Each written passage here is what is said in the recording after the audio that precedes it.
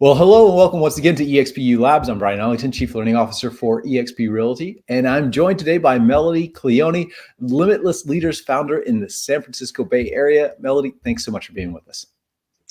Bryon, thank you so much for having me on. It's a great honor and a pleasure to be here today. My name is Melody Kleoni. I am the founder of our Limitless Leaders EXP organization out of the East Bay in Northern California. And I'm so excited to talk about how we've built our community and collaborate with agents. So tell me a little bit about your journey in real estate. So I know you started with Kenny Trong's Team Fast. But you've grown. First of all, you helped grow them, and you yourself have grown as well. Actually, that's not where I started. I'm going to take you way back to 2012 when I was fresh out of college. I was 22, 23 years old, and I was just working at a real estate office as a receptionist for $12 an hour. I mean, minimum wage back in 2012, you can only imagine. And I was just trying to put some gas money in my car to get to and from work. I was still living at home with my parents. I was really young. I was very naive about what I wanted to do in the world. I didn't really have a vision for, some people want to be a doctor, some people want to be a chemist or a lawyer. I didn't know really where I wanted to go in my life. And so I'm working as a receptionist. I'm answering phones. And the manager there at Better Homes and Gardens, which is where I was working, her name was Maureen Dunbar, and I'll never forget her. She noticed something in me that I didn't even notice in myself at the time. And I remember she pulled me aside into one of the back conference rooms at the brokerage here in Walnut Creek, California. And she said, someone like you with your people skills and your ability to connect and your charisma should not be answering a phone for $12 an hour. You need to be in real estate and you need to create a bigger life for yourself. And so think about that. You're sitting there in a conference room, just trying to get by. You're 22 years old and someone's telling you this. And you're like, what is she talking about? Right? So she was nice enough and gracious enough to help me get started, showed me where to sign up for my real estate courses, let me use the back office on my lunch break to study for my courses. And eventually I ended up getting my real estate license at a very young age. Well, when I got my real estate license, I was one of the youngest people in the brokerage. And so you can only imagine these 40, 50, sometimes even 70-year-old agents that are sitting there making their calls are looking at me and they're like, good luck, kid. This is a hard business. Are you sure you've got what it takes? This is going to be really hard. And so there's a lot of people that at a brick and mortar traditional brokerage back in 2013 wanted nothing to do with me. They did not want to help. They did not want to share. And it was actually what I call a closed door policy. When people saw me walking down the hallway and they were talking and negotiating about their listings on the phone in the office, they would close the door because they did not want to share their trade secrets. So I had to learn how to figure it out all on my own from scratch, no sales background at a very young age. Yeah, well, it seems like you did. By the way, fun fact, I actually know Maureen from a former life. Oh my gosh, no way. Yeah. Oh, I just got the chills. That's crazy. So, yes, this is the most incestuous industry that you've ever even heard of. Oh my God, what a small world. Yeah, very much. So today, you're part of Limitless Leaders. You're founder of them, actually. But you started as a solo agent, and at some point or another, you joined Team Fast, and you helped grow Team Fast. You want to talk about that journey a little bit? Yeah, absolutely. It was one of the best decisions I've ever made in my business. And I absolutely love Kenny Trong and Elias Astuto. I mean, they have had so much to do with how my business has taken off over the past 4 years. So I basically got my license, jumped around from brokerage to brokerage, and the pandemic hit in 2020, and we all know that all of the real estate offices closed their doors down, right? And Yeah. so I wasn't done growing, I wasn't done learning, I wanted to get better. And I noticed there was this guy Kenny that was doing these online webinars in May of 2020, just a few months after all hell broke loose in our economy and everything shut down. And immediately I said, I need to know who you are. I want to get on a call with you. I want to figure out how to get more involved. I want to learn. And he told me about EXP. He told me that he had just joined over in April of 2020, and that he was building a team, and that maybe it's something that I should think about joining. And so I said, heck yes, I'm not getting the support and the training that I need where I'm at. And so long story short, I was number 16 on Team Fast when Kenny started it. And then I helped him grow and attract agents to over 300 agents today. And so since then, it's been about 4 years. I have branched out and I have created my own EXP organization with 66 agents in my downline. And I am now calling us the Limitless Leaders. And so Okay. I'm excited to see where this is going to go in the future. That's awesome. And so tell me about that. When you say marketing and branding, what are the mechanics there? How are you doing that? Is that social media? Is that, e-marketing, some combination of a bunch of things? Definitely social media and growing an email list, right? Because I heard this on a podcast. I think it was a Jenna Kutcher podcast, the Goal Digger podcast. And Oh yeah. she was talking.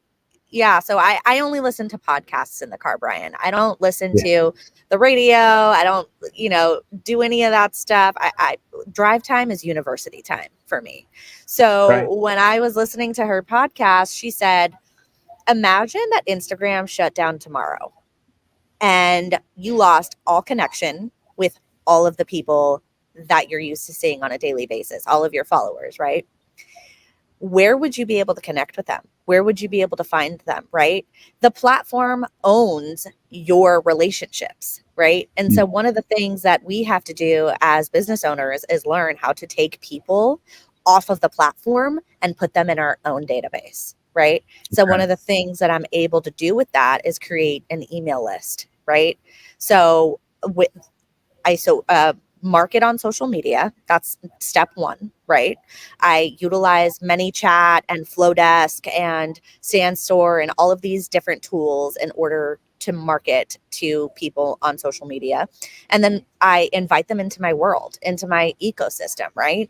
And I invite them to trainings, whether it be weekly virtual trainings on Zoom that I host every Friday, or quarterly content shoot events where I have a photographer come sponsor one of my events for 2 hours. And we just did this yesterday. My friend at Focus Media came by and we just did headshots for the community.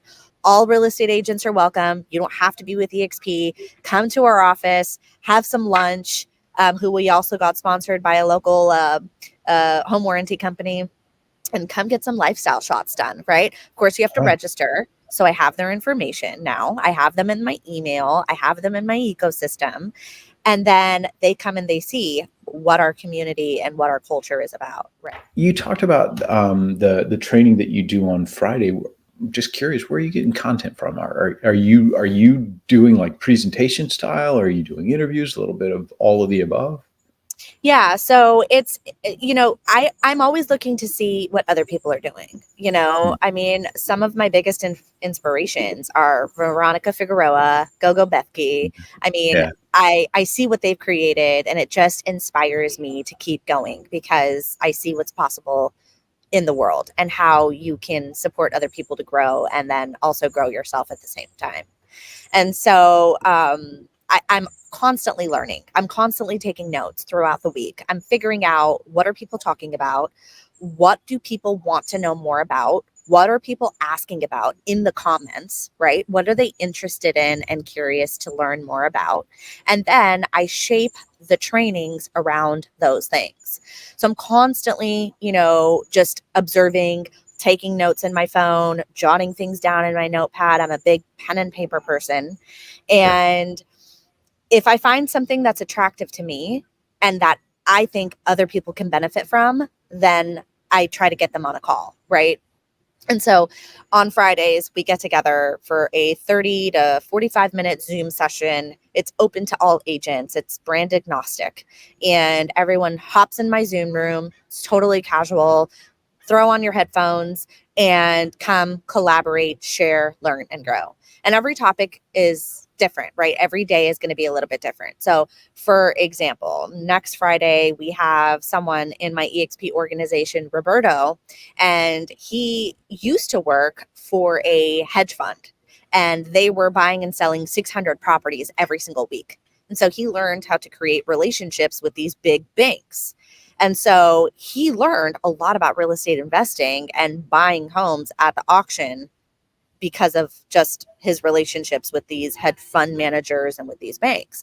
Well, now he's branched out and he's become a real estate agent. He's working on his own. So I said, I need you to come talk about this, because most real estate agents that are working every single day and making hundreds of thousands of dollars have never even bought a piece of investment property for themselves, right? Yeah. Like we all know, if you're in real estate, you don't necessarily have a retirement plan. You have to create one for yourself, right? And I always joke, and I like to say, no one gets their real estate license because they want to sell houses forever.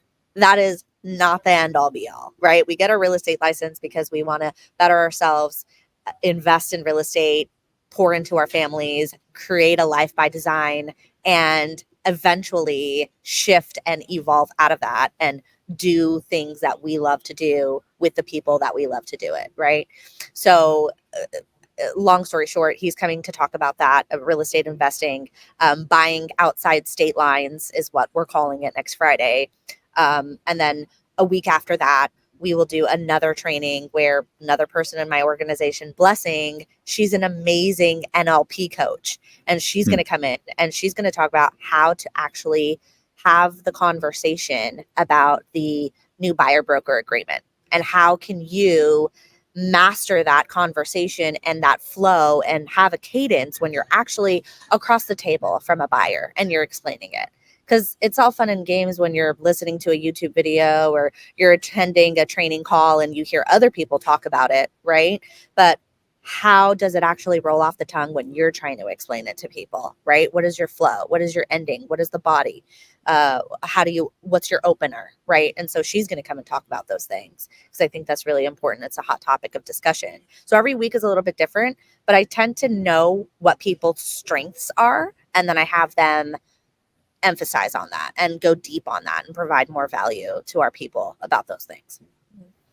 I'm wondering, have you had the conversation yet with sellers about whether or not to advertise buyer concessions before an offer comes in? Absolutely. I tell them, we're not allowed to advertise. We're not allowed to put it in the MLS. We're not allowed to put it anywhere in, the multiple listing service, basically, or in the confidential remarks. But what I like to say is, if someone writes an offer on my listing, why don't you go ahead and present your offer, and I will present it to my clients, right? I just leave it at that. Just less is more, right? Just present your offer, put your best foot forward, and I'm happy to present it to my client, because you never know at the end of the day what your client is going to say. And sometimes they surprise us, right? We all know that your client says, I am not going to accept anything less than $800,000 on the property.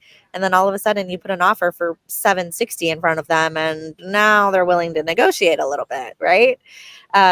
So I don't make any promises, and I don't advertise, but I will be open to looking at offers, reviewing offers, presenting obviously any offer that's put in front of us, and guiding my clients to make the best decision for them. And then at the end of the day, they need to be the decision maker, right? Because we don't want to sway them in any way. It's up to them what they want to decide. That's right. And I think the EXP forums make that explicitly clear now, in so much simpler terms than a lot of boards. That's why a lot of boards have started copying our forms. That's true. Yeah, absolutely. Melody, thank you very much for coming on and sharing your hard-won wisdom with us. We really appreciate it. Thank you so much for having me on. This was a great honor, and I'm so excited to be here. Thank you, Bryon. Our pleasure, and our pleasure to have you at home. Thanks for tuning in, and we will see you next time. Bye-bye, everybody.